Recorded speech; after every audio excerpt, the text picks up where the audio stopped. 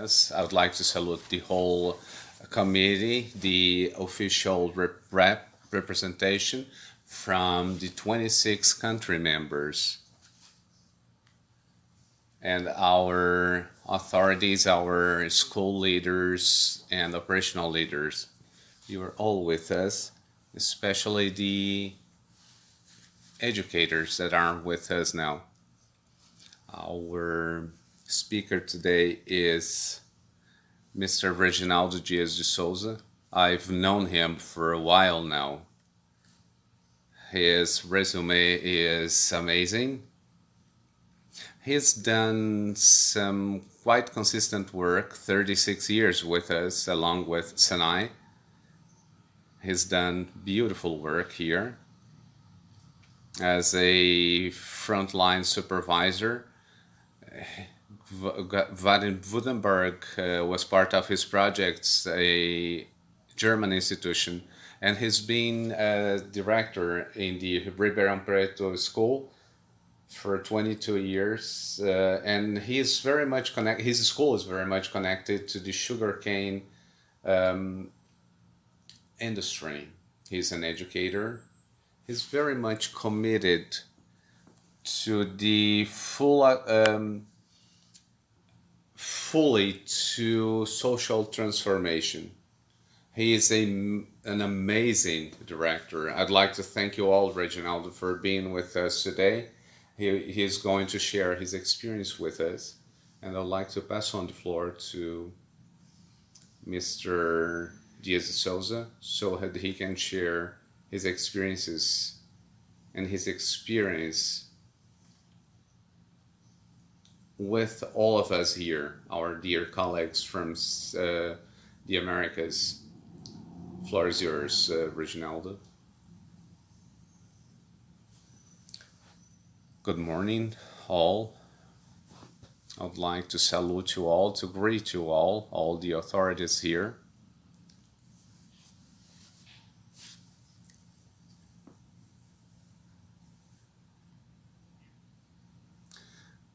Good morning, all. I'd like to salute and greet you all, and I thank the invitation for being part of this event. I'd like to greet all participants, all guests taking part in this event along with us. The objective of this meeting is to share with you the experiences that we have had during the devising and the execution of the project that has to do with the sugarcane sector, trying to train these people, the people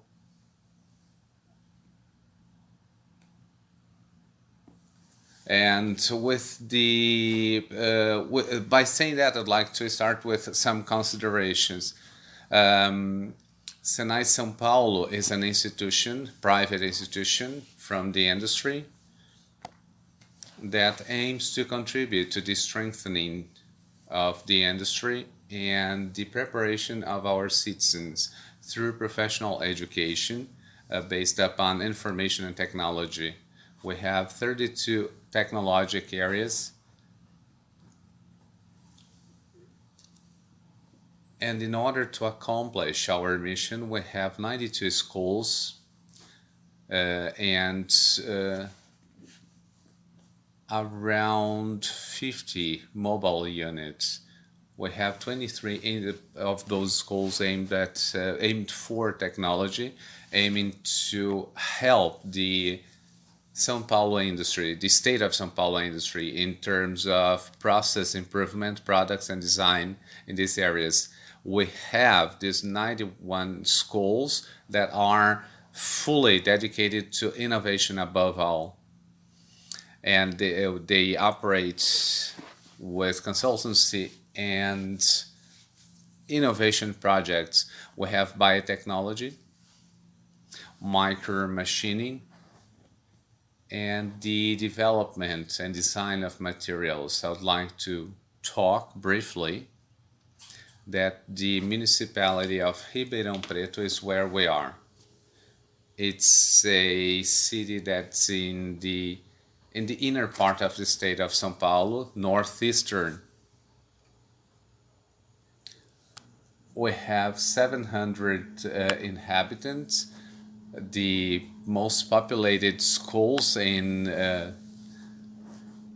with a school is in a city that is highly of high quality. It's a very warm region. 24 degrees centigrade is the average temperature today. It's 33 degrees. It's a regional pole, and for being the most important school in the region, it's the headquarters of the metropolitan area that we call here. Ribeirão is the host city, so to speak, and we have 34 municipalities with 1.7 million inhabitants in the whole region. The main economic activities in the municipality of Ribeirão Preto: services rendering in the commerce area. We have 4 main shopping centers. Education and research is very strong because Ribeirão Preto is a university city. We have a lot of universities, and the University of the State of São Paulo, one of the best worldwide. Culture-wise, it's very intense with a lot of theaters, and so we have quite a few concerts that start touring in our city. Tourism is rather solid. We have 2 agribusiness fairs, trade fairs. We have in the second semester in Sertãozinho, FENASUL. It is about the agribusiness. Industry-wise, we have some relevance. SENAI is part of that. We have 2 sectors of the industry that are performing quite well. Healthcare. We have a cluster here of companies, manufacturers of healthcare equipment, in the dentistry area, and a hospital as well. And that speaks for our region. And in terms of the healthcare sector in 2010, we had USP coming to starting a technological park here in our region. In the sugarcane and energy generation in that area, we have quite a few plants for energy generation through the bagasse of sugarcane. And we have industries in Sertãozinho city of high level of technology, manufacturing equipment and instruments for the sugarcane and bioenergy industry. Other sectors that are doing quite well is the food industry, IT as well, doing quite well. And we have the civil construction sector, which is rather solid here as well.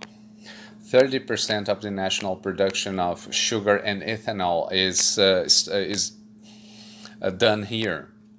Another city that is doing quite well within the 34 regions of the metropolitan area is Sertãozinho city, a city with 100,000 inhabitants, very close to here. And Sertãozinho is doing quite well in the industrial area with extremely high-tech industries to project, to manufacture, and install equipment in sugarcane, ethanol, and other plants, not only in Brazil but worldwide. And we have high-tech manufacturing industries for process control instruments and others. And in order to deal with the demand that is not only regional, state-wide, but it's a national demand that we tackle here. SENAI has two schools in this region, Ribeirão Preto City and Sertãozinho City.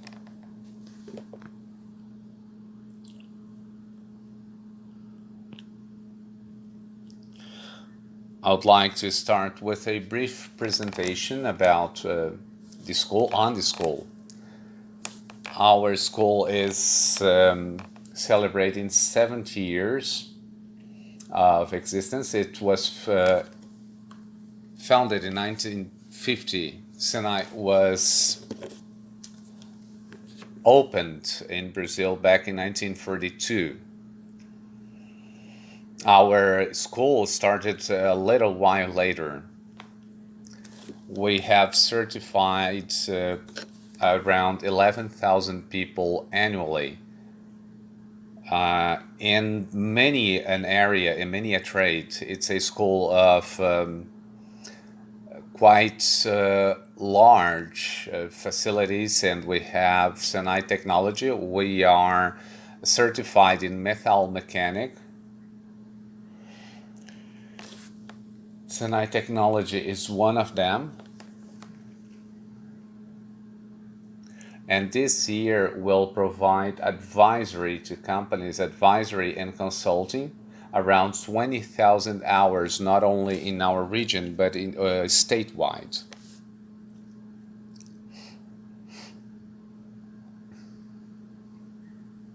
Here I would like to start a brief presentation on the different trade areas.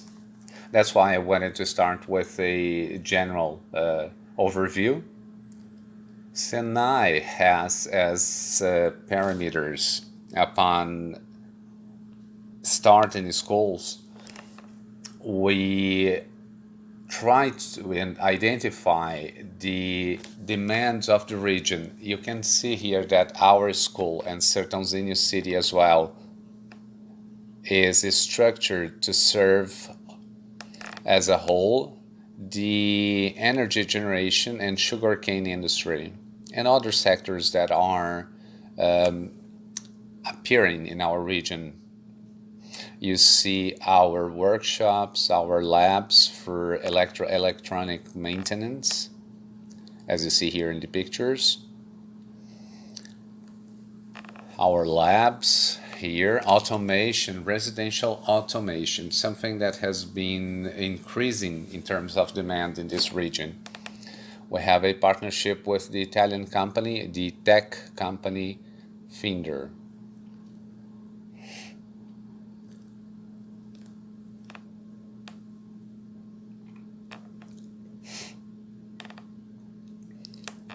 We have our plant, the 4.0 plant, our metal mechanic area is prepared to provide training in quite a few areas. And we provide consultancy for the implementation of the 4.0 industry throughout the state and professional education as well.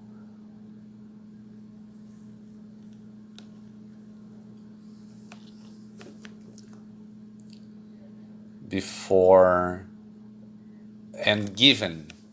going on and given the fact that it's a quite hot region in terms of temperature, we have the photovoltaic panels, solar energy basically. We started this project with Pusol, the company.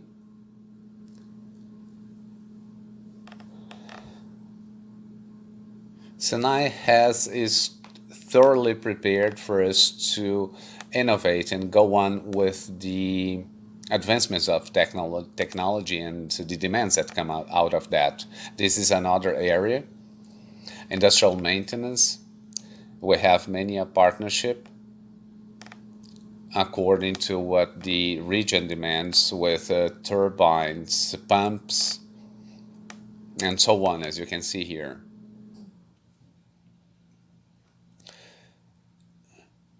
Another area that is doing quite well is the food industry in this area, in this region. And you see here our labs that works in food processing and food processing of milk derivatives. This is the boiling room,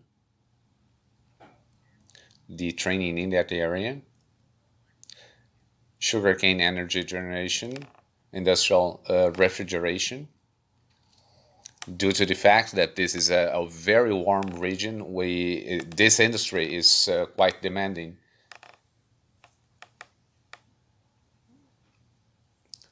Refrigeration, both residential and industrial, we serve quite well here. This is a fundamental sector, and our expertise is maintenance, auto maintenance, not only light duty vehicles, but also agri machines, tractors, and so on. Senai Ribeirão Preto is a national reference in the services provided and mainly in terms of maintenance in these machines for agriculture. This is industrial automation, hydraulic and pneumatic machines, welding, especially good for, we are quite known for maintenance in this area as well. Sertãozinho City, 30 kilometers from here, a recent school. It is opened in 1998. Professor Zambon Neto is the director. They certify around 3,800 students yearly.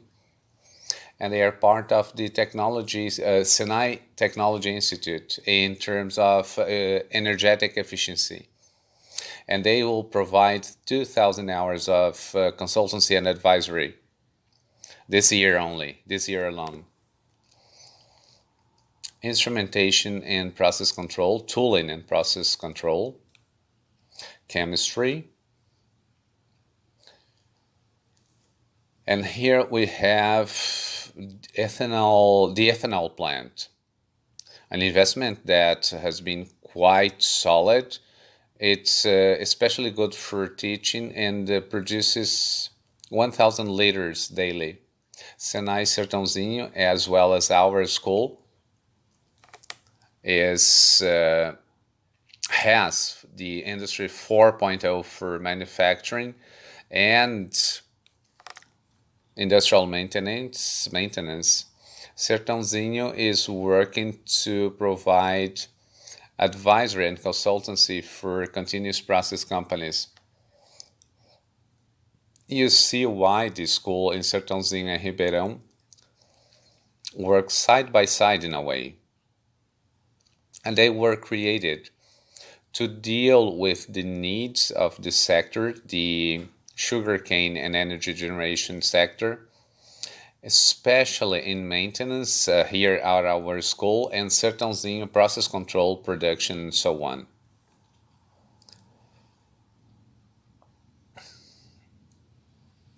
Project-wise, now that we have developed here to train the people that are employed in this area, we have some interesting points, reference points.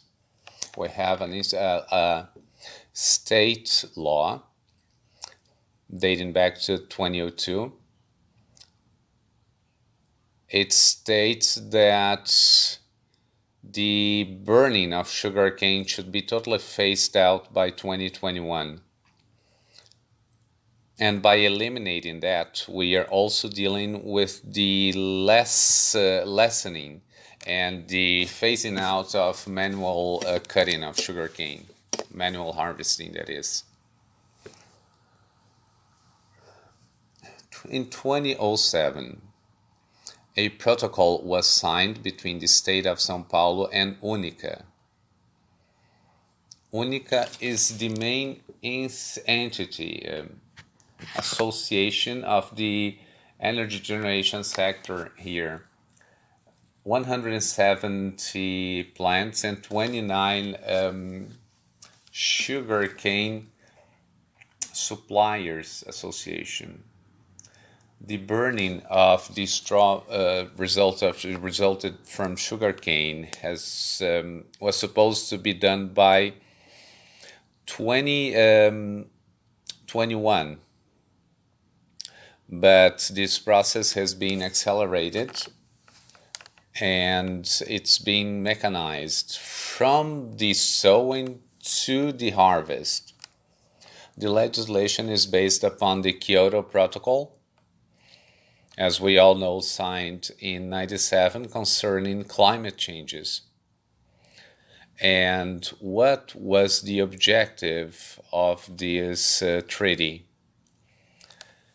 As of the signing of the Kyoto Protocol, we know that it is an effort to avoid the greenhouse effect and gas emissions globally. When we burn the sugarcane residue, we know that we generate quite a lot of emission, and it was causing health problems among the harvesters, the people working there. And as I told you, the average temperature here is 30 or so, and easily getting to 40 degrees centigrade. Therefore, the manual harvesting has become totally impossible. Other pieces of data that I bring up as the main ones for analysis, so that you have a general idea. In 2009 and 2010, this harvest, and bearing in mind that from 2007, the extinguishing of manual harvesting came down to 2014 as opposed to being phased out totally in 2021. Therefore, we had to understand what actions were required from us, especially our school. We had to identify what we had to do to help mechanization. On one hand, you have a situation that involves a lot of people who might lose their jobs due to mechanization. And therefore, we had to prepare these people for the transition and to operate the equipment. We have tons, the production in tons here. 608 tons was back in 2009, 2010. In São Paulo, the city of São Paulo, that is in the state of São Paulo, beg your pardon, 366 tons, especially in this region, mostly in this region. Another referential, sugar production. Back in 2010, we were producing 33 tons. Statewide, 21 tons. 63, about 61%. Ethanol in cubic meters, 2009. Brazil-wide, 27 tons. Approximately, that is. In our state, 16 million tons. Liters, that is, I beg your pardon. 60.44% in the state. Not forgetting that 30% of this production is carried out in this region. Another piece of data that we consider very important for the projects that we devise, and the numbers of sugarcane harvesters. 260,000 only, that is nationwide, 180,000 in São Paulo, almost 70% from the state of São Paulo, especially from this area. Based upon those figures that I've shared so far with you, bearing in mind that we have in Brazil 400 plants for the processing of that energy and input, and most of them here in this region.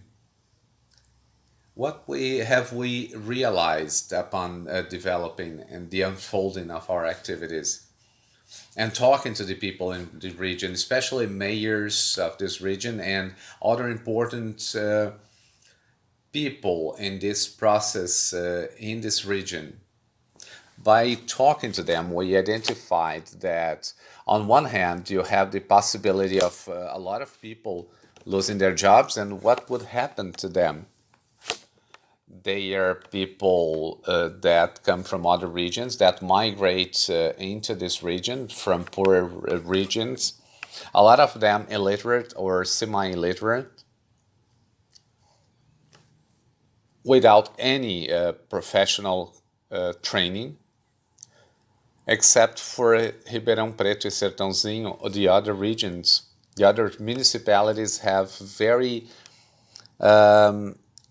little population in terms of how many people actually are in this area.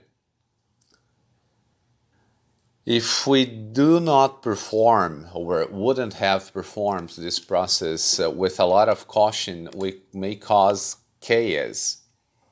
And the acceleration of the mechanization would require a lot more trained labor, and we didn't have these people actually already prepared.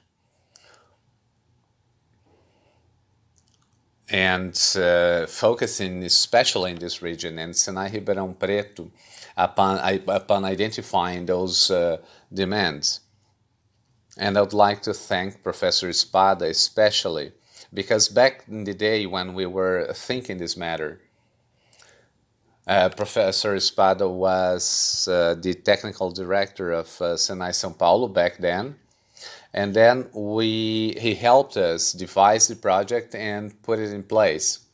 Professor Espada was a major part of this.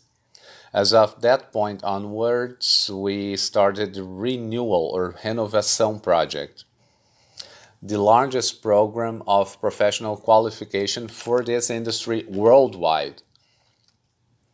That is between 2009 and 2015. That was a period that we set based upon the protocol that we had signed between the state and UNICA. Upon the signing of that protocol, we set forth a strategy, and especially a strategy to train these people and retrain a lot of them. We had the Ethanol Summit Congress back in 2009, the largest one in the sugarcane and sugar sector. And simultaneously, we had the launch of this Congress here in Ribeirão Preto. And you see some pictures here at the bottom of the slide.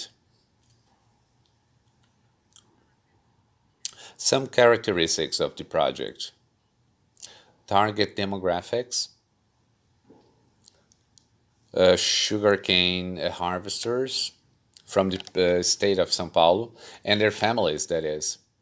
We extended the project, therefore, not only did we train those directly involved, but also their families, and you'll understand up further in my presentation why.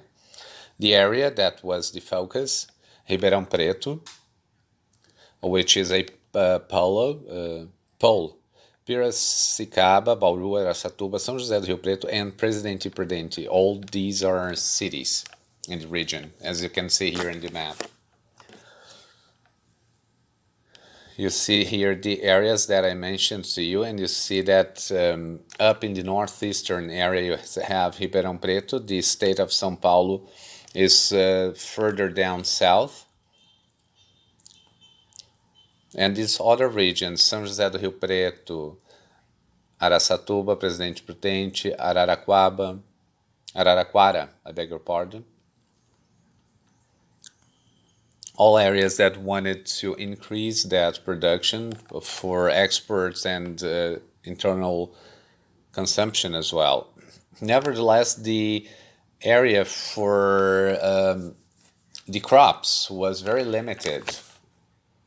That's why they had to expand onto different areas. That's why we have these areas that are not traditionally for that purpose. So upon identifying that, tens of industries were started and plants built in these different regions.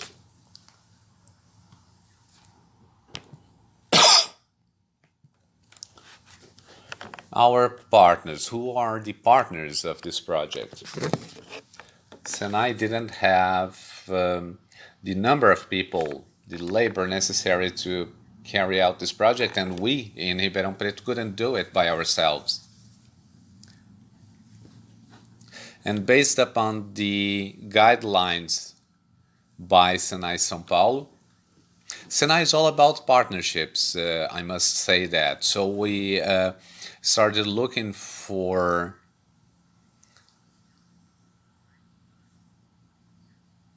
this area. We started by going to talk to UNICA, the Sugarcane Union, and FERAESP as well, Federation of the Unions of the Employees, rural employees, that wage employees in the state of São Paulo. So we brought together SENAI as a training institution specialized in that.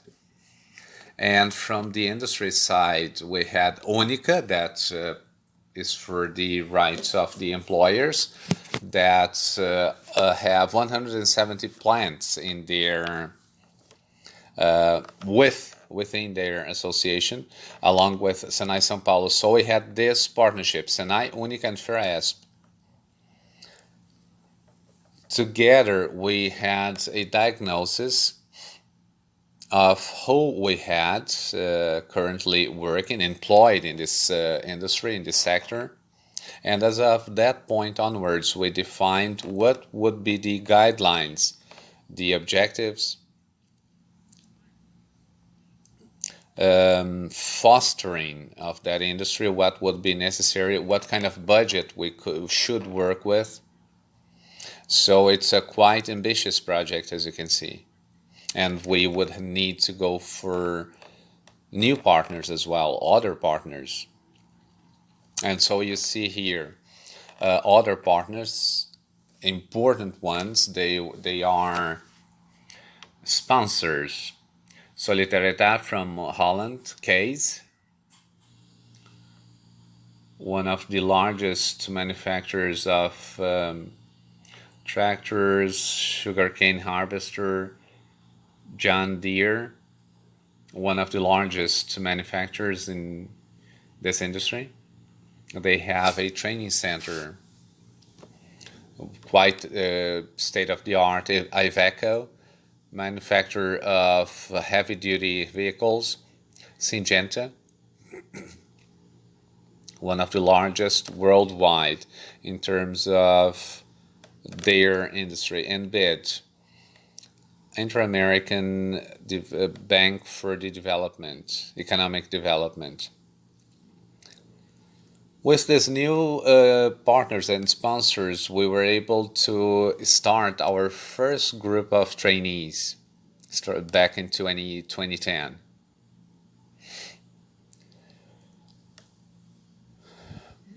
So that you have a clear idea about what has been done. We worked with prospection, development of programs, and research. And by doing that, we got to the following.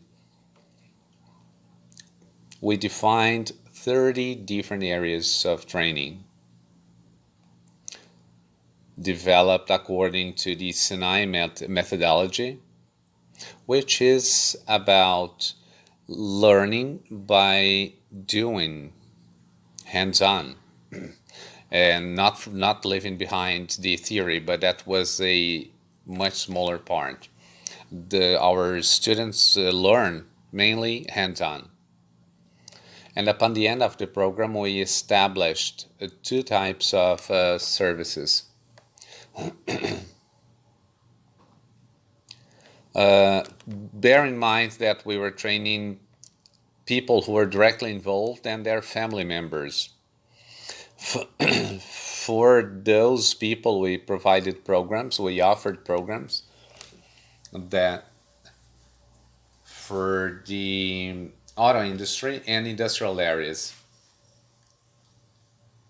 We also created programs aimed to the generation of income.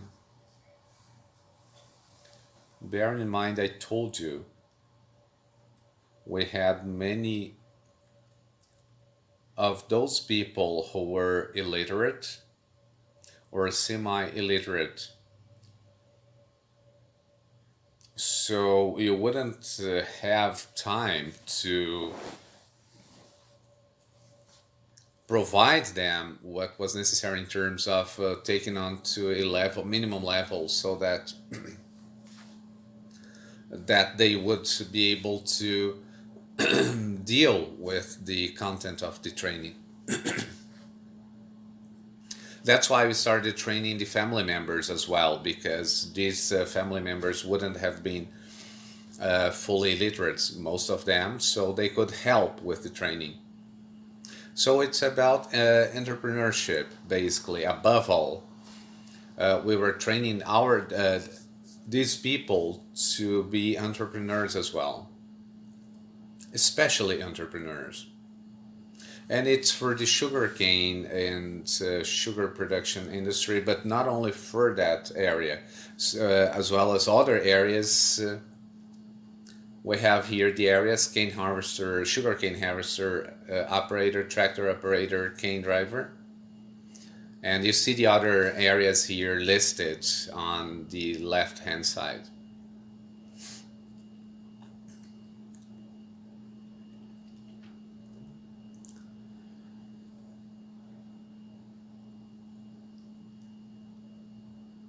And for income generation, we extended to family members. We had the areas here listed: civil construction, for instance, bricklaying, ceramic tiling, and so on, as you can see here. The food industry, we had also confectionery, bakery, all these different skills. This was a ceremony of certification of the first group.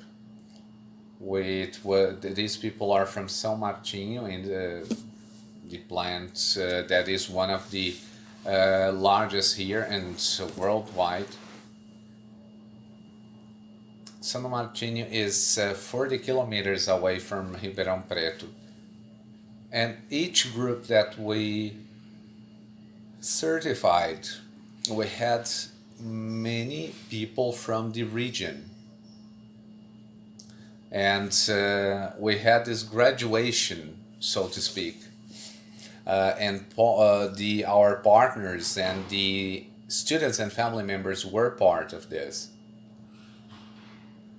This program, you see, was developed by Ribeirão Preto along with 22 other SENAI schools throughout São Paulo. These are a few of the numbers upon the end of the project, upon the report, which identified 6,600 sugarcane cutters trained, 1,838 family members trained. 12% of that group was women, and the program was for males and females because a lot of women are part of this industry.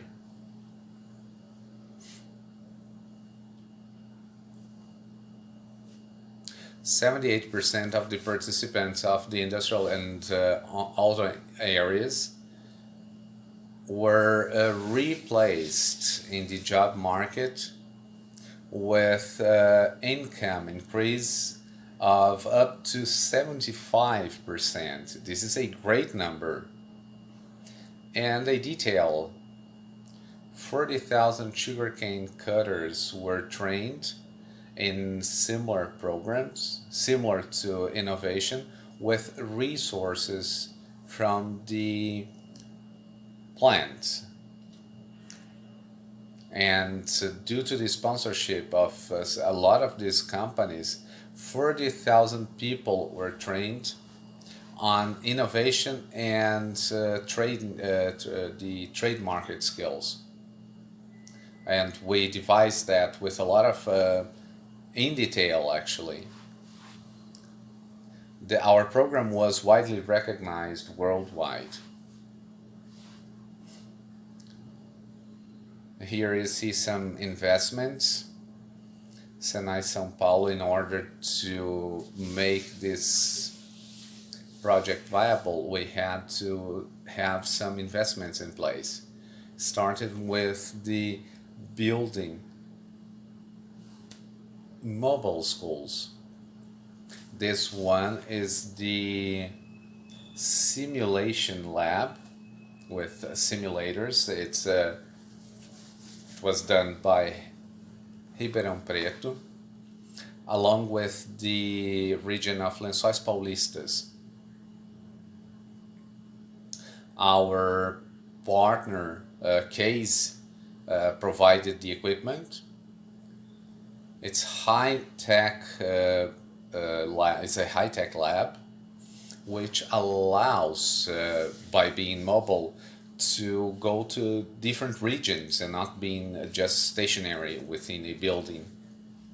This is the interior of that lab, 3 simulators, training and preparing these people for the future challenges they would face with mechanization. This is another school.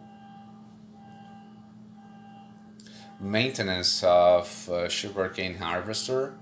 Again, Ribeirão Preto and Lençóis Paulistas in partnership.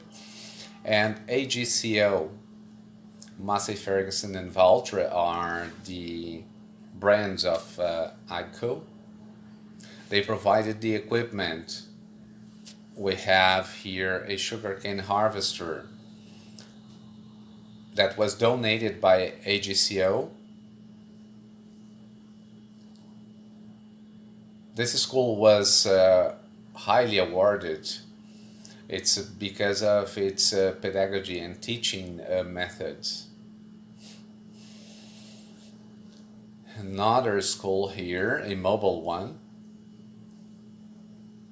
This is a sugarcane harvester you see in the left-hand side picture. This is a third mobile lab for the maintenance of tractors here, a project by this school along with Lençóis Paulista, and AGCO is the partner who provided the equipment here. High tech. This is a mobile school, and it can go to a lot of municipalities in the area due to the fact that it's mobile, and it was highly important. We are just about to wrap up our presentation. We have some testimonials here by the main involved parties in this partnership. Here, Mr. Eduardo Leão de Souza. He's the executive director of Unica.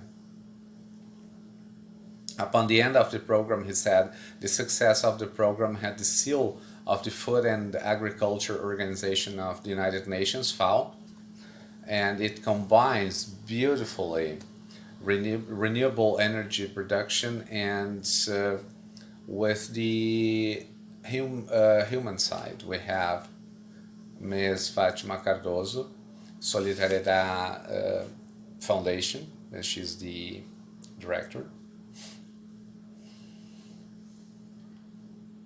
Mr. Alain Neves, president of FERESP. He also provides a testimonial here that is rather important. And he says here, mechanization generates a lot of productivity, and we see here the results of the high level of maturity in technology.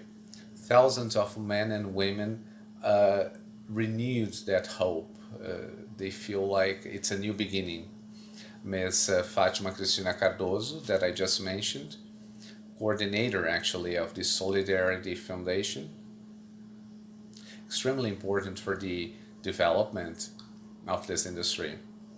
And she says she hopes this is only the beginning of projects like this, and she hopes Brazil actually keeps going.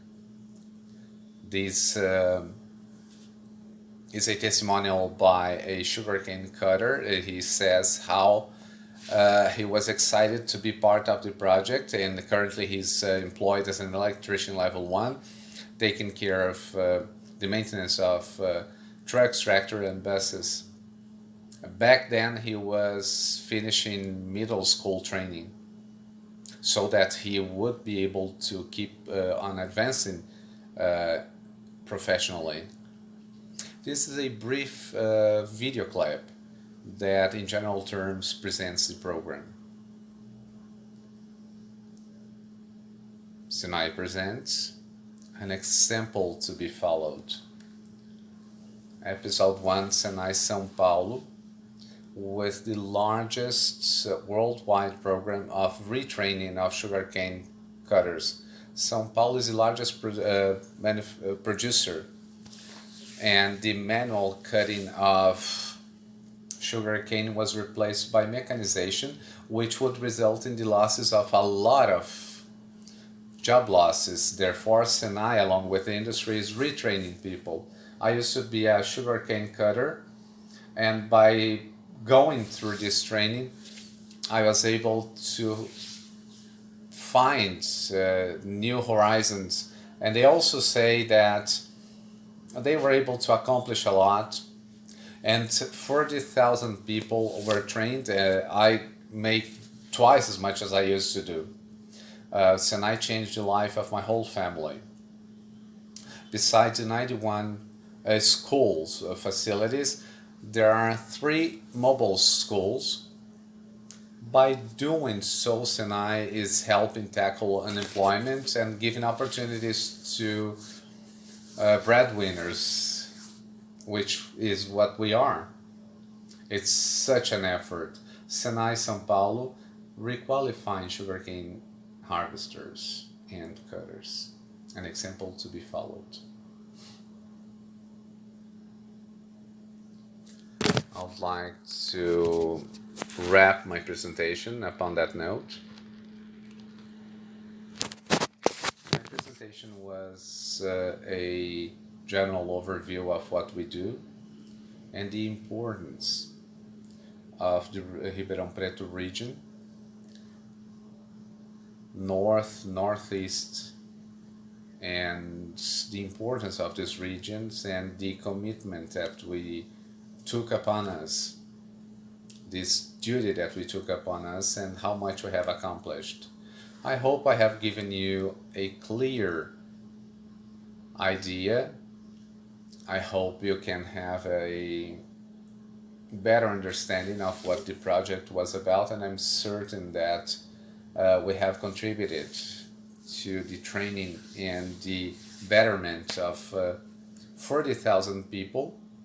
And we hope we were able to have all these people having more dignified working conditions. And SENAI is a major industry player, but it's also especially about people. And I believe we are always training citizens and giving these people the tools to be better qualified and to be part of the labor market. Mr. Reginaldo, I think we have a few questions. If you would be so kind as to answer them, please. Marco Tulio. He mentions what is the poverty index in these areas the project was part of.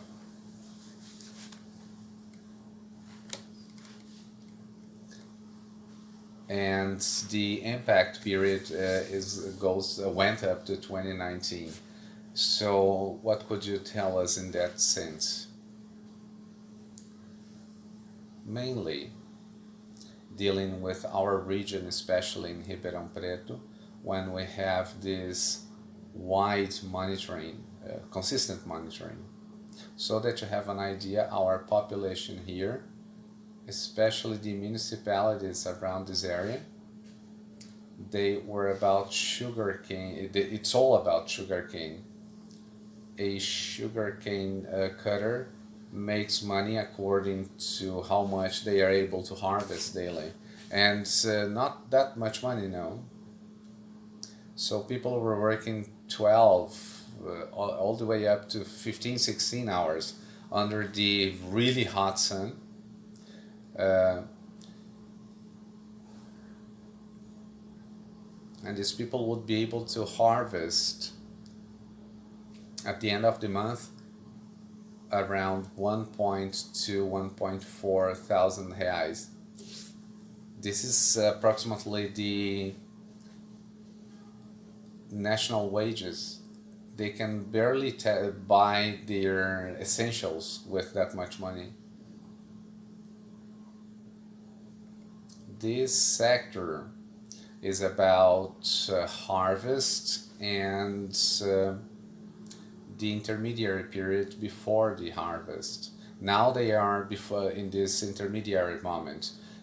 The whole crops were harvested, and now they are going to prepare the land to start the new harvesting period, which is only in March. So these people have jobs up to November, from March to November. From December to February, they wouldn't have employment, so they would have to find an alternate job by working in a lot of other types of jobs. 75% of these people were able to find replacement in many an area, maintenance, truck driving, and many other areas, as you could see. A lot of these people became entrepreneurs, and with wages that are around 75% higher. If you get a tractor operator in this region, for instance, they make around 4,000 reais, 3.5 times more with new businesses. And in general terms, this is the contribution briefly in terms of numbers. And not to mention what we have seen in terms of benefits to the whole region. With this monitoring, along with the town halls and what we have accomplished and has been reported,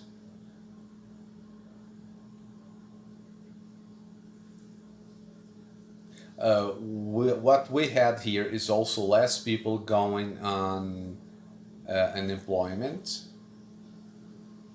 Upon being unemployed, these people wouldn't have how to pay their basic bills. They would go to the town halls and ask for food, and asking the town hall to pay their bills, and would ask for unemployment benefit, and that is down to 10% today. So bear in mind that these people are now taxpayers, are much happier, and that has meant major improvement to the area, not only in Ribeirão Preto but in other regions as well. We have another question. Wilson Velasquez, what is the mechanism that is used to design these programs. And how do you bring together the employees, companies, and the government? Well, I'll start by talking about SENAI, especially ours here in Ribeirão Preto.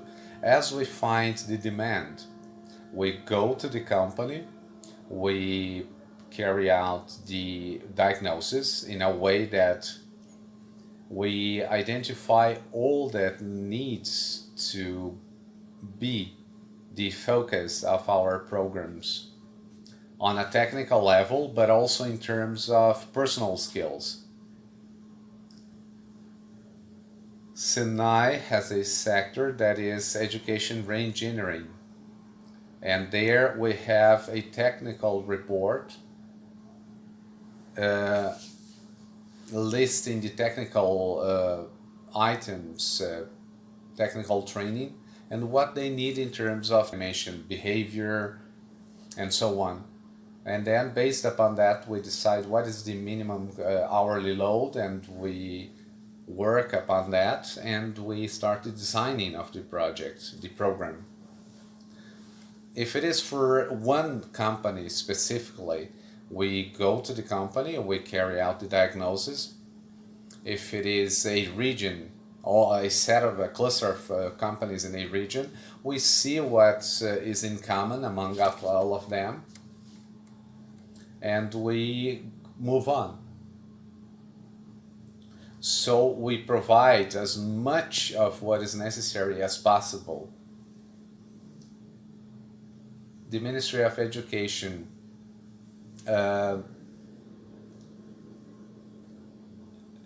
certifies the program, and then we work based mainly upon the guidelines of the Ministry of Education in terms of teaching and training programs, and then go on to providing the specificities, identifying the specificities of a company, and customizing the programs.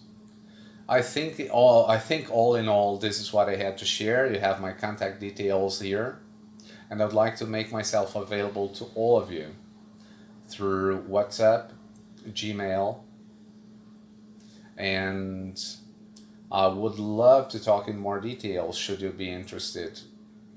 Do we have any time? There is one question here still left. If you had to say what is the most important factor that has contributed to the project, what would it be? Well, if I had to tell you about the one factor that was responsible for the successfulness of the program, well, I'd say we would have had quite a few, not only one, but mainly the synergy and the search for partnerships among the main actors and people we thought were essential for the program. And it allowed SENAI to keep on dealing with the wide spectrum of demands that we could only serve to the nice partners we came across and people we partnered up with. And all those partnerships, as I showed you, the unions and the organizations from the industry.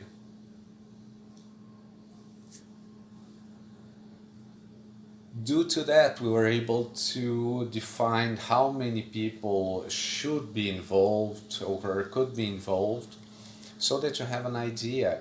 The main project, the first one back in 2010, it served 2,000 sugarcane cutters, and we defined what were the programs necessary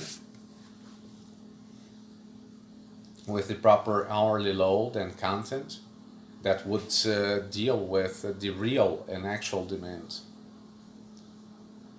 When we were identifying what type of investment we should have, SENAI Ribeirão Preto and the other 20 or so schools was around 2 million reais. In American dollars, it would be around $400,000. 400,000 would be the average price of the project for us to train 2,000 people, including family members here. So we had to go find this investment through bids. Bids enjoyed the program in the first year, and they were highly excited to be part of it. They saw this as a social project above all, accelerating mechanization, and that would help economically all the industries. And bids provided $200,000, and the rest of the money was investment from the partners. We had the mobile schools. SENAI also provided labor and maintenance, and the partners provided the machinery. I think this was a factor that is of essential importance.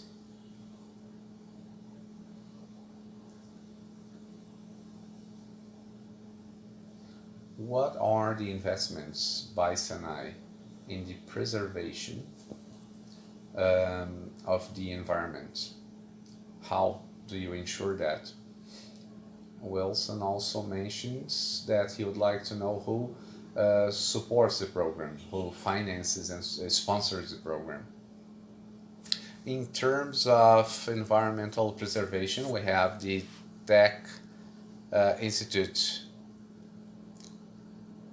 SENAI Tech Institute, that is majorly responsible for that. SENAI invests a lot, especially in the area that I operate in terms of providing consultancy, advisory, and training of our apprentices in our technical programs and undergrad programs as well. SENAI, upon thinking apprentices and technical training programs, SENAI provides training for especially this area of the environmental preservation free of charge. Now the equipment is financed, it's provided by the industry, as I mentioned earlier, through our partnerships. SENAI therefore has invested as well in terms of technology. And there are many an efforts such as providing environmental preservation, environmental sustainability, and a lot of these programs are free of charge, as I mentioned. All courses at SENAI, the regular ones, apprenticeship and technical courses, they are all free of charge.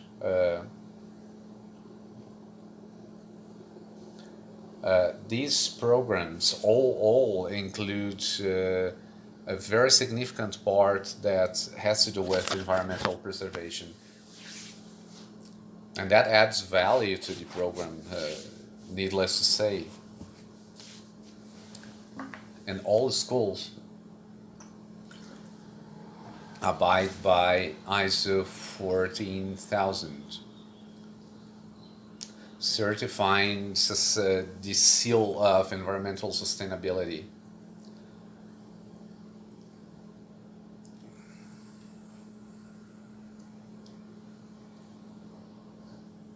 How has the female representation changed after the training?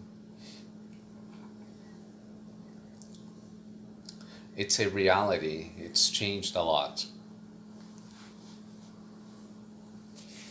We changed mindsets, especially because people tended to see this as an industry that was mainly male dominated.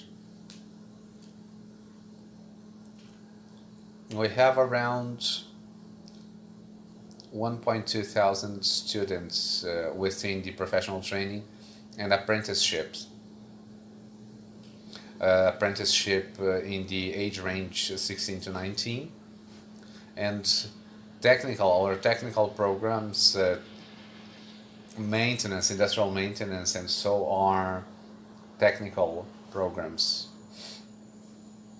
Out of this 1.2 thousand students, I confidently say that 25%, 30% of this population is women. Women are more and more taking over the market. So, man, watch out.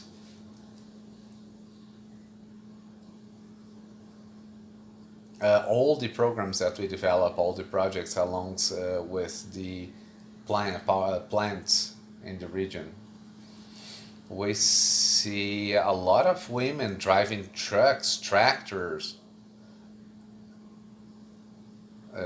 sugarcane harvesters, all these heavy duty vehicles with women operating them. And that has to be the basis for us to make future decisions. And even in the schools, in the classrooms, we have the presence of women going up by the hour. Any more questions? Anything else I can?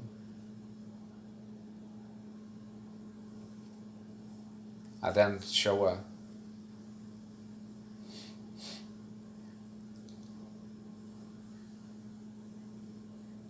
How did you deal with the share of the students that was illiterate, fully illiterate? It's an interesting question, actually. This was an effort that was only possible to accomplish due to the partnerships with UNICA and the other organizations I mentioned.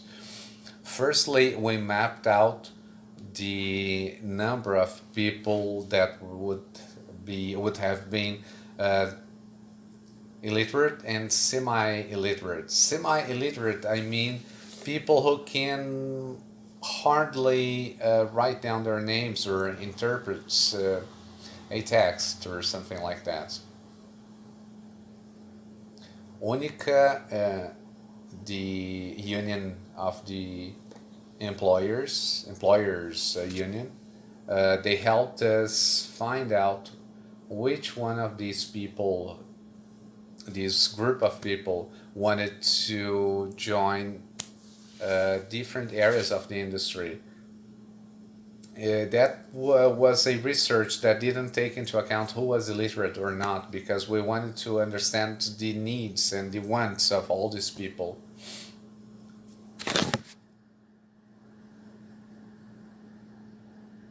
So that they would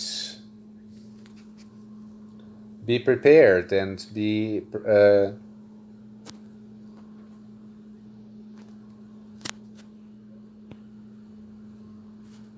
that would migrate to these new areas of the sector. And then parallel to that, we had SESI, the Social Services for the Industry, who is a kind of sibling company, if you will, that provided us with the program for training in the areas of sports, culture, socialization, and that deals with a different level. The SESI has the Asia, the alphabetizing of young people and adults. And the city halls also have similar projects developed within their communities. As of that point onwards, we started working with those who were prepared to start, and we had people who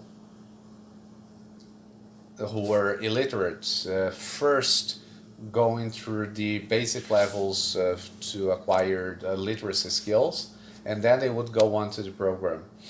We wanted to, that is because we wanted to prepare these people on all levels, independent on their age. Because when we talk illiterate, sometimes it's very young people as well. So that was essential for us to have this partnership with SESI. I believe that at this point we dealt with all the questions. I would like to pass on the floor back to Professor Spada, thanking all the while, thanking for the opportunity to be here talking to this very nice group of people.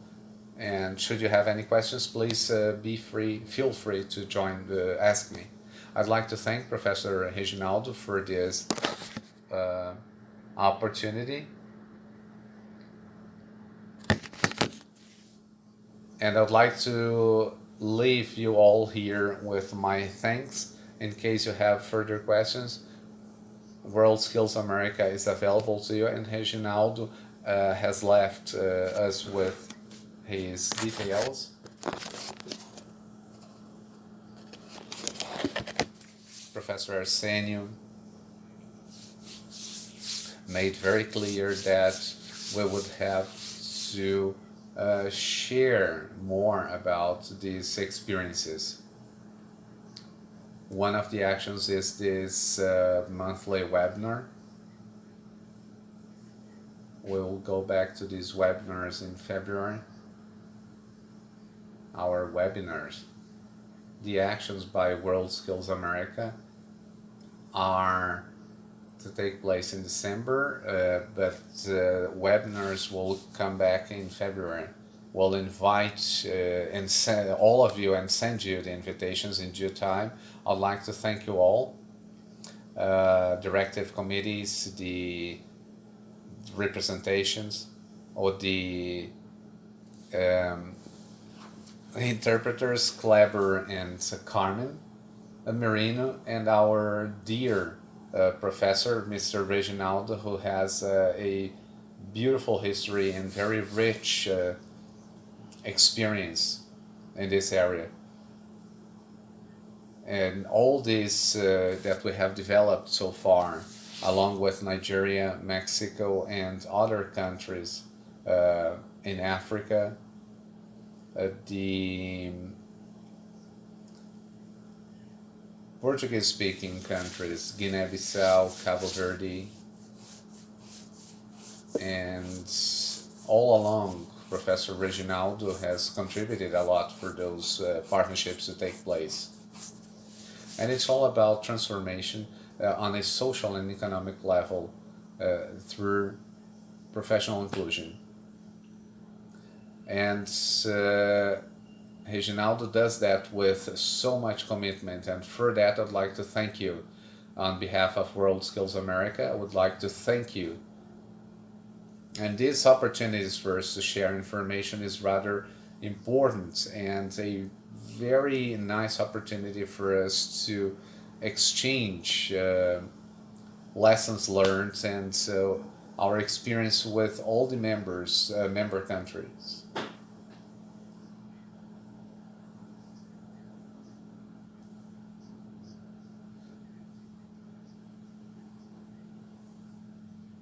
And further in the future, we'll have more African countries involved, Portugal, Spain. On that note, I'd like to thank Professor Reginaldo for